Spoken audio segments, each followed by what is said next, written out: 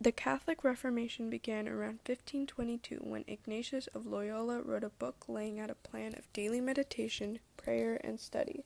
This book sparked a new branch of Catholicism called the Society of Jesus. This was the group of people that followed the teachings of Ignatius. They were more commonly called the Jesuits and had many missions around Europe.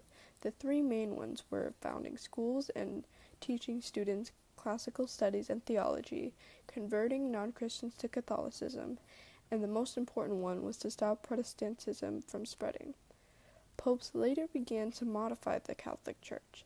This all began with Pope Paul III, who took steps to reform the Church. First, he created a council to investigate indulgence selling. Second, he approved the Society of Jesus.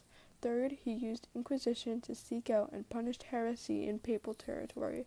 And lastly, he called a council in the city of Trent to create doctrines for the Church. There were 4 total doctrines that were agreed on. These included that 1. The Church's interpretation of the Bible was the only one that was correct. Second, that Christians needed faith and to do good deeds to be saved and absolved from sin. Third, that the Bible and Church both had equal authority in guiding Christians. And lastly, that indulgences were an official expression of Christian faith. Another pope named Paul IV carried out these doctrines and decided to create a list of books that were considered dangerous and offensive to the Catholic faith. This was called the Index of Forbidden Books.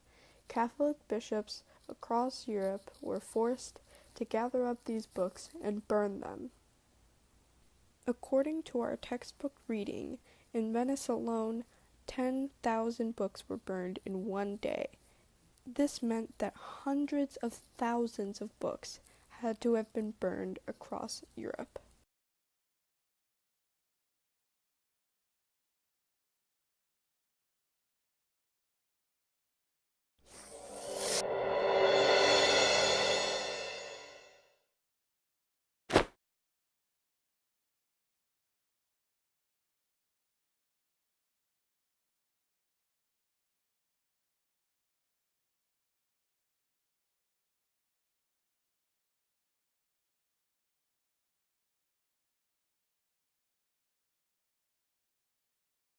The Protestant Reformation left long-lasting effects on Christianity.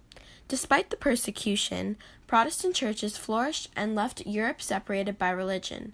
After this event, the church's power declined. However, this paved the way for future nations both politically and socially.